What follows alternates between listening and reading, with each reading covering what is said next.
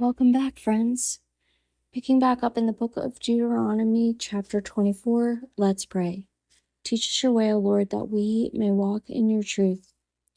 When a man takes a wife and marries her, if then she finds no favor in his eyes because he has found some indecency in her, and he writes her a certificate of divorce and puts it in her hand and sends her out of his house, and she departs out of his house, and if she goes and becomes another man's wife, and the latter man hates her and writes her a certificate of divorce and puts it in her hand and sends her out of his house, or if that latter man dies who took her to be his wife, then her former husband, who sent her away, may not take her again to be his wife after she has been defiled, for that is an abomination before the Lord.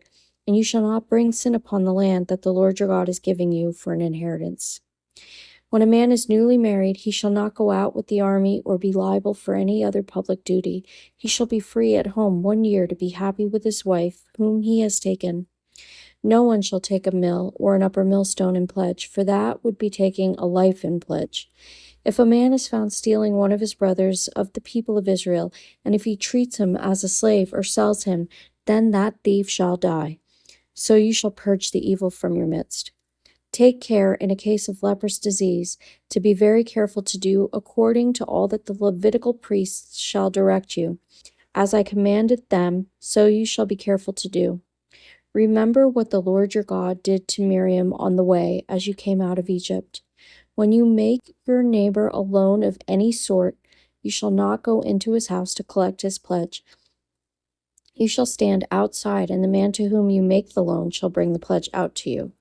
And if he is a poor man, you shall not sleep in his pledge. You shall restore to him the pledge as the sun sets, that he may sleep in his cloak and bless you, and it shall be righteousness for you before the Lord your God.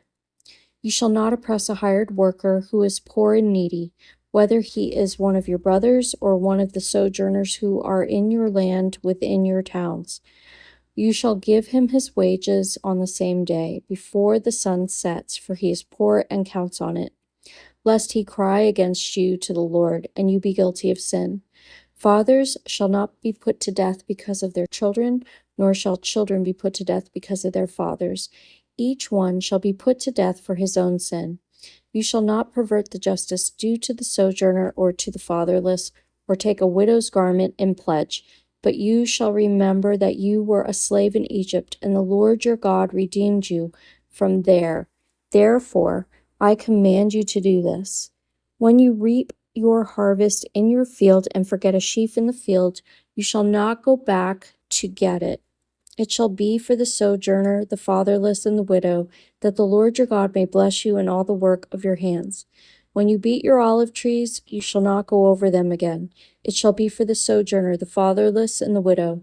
When you gather the grapes of your vineyard, you shall not strip it afterward. It shall be for the sojourner, the fatherless, and the widow.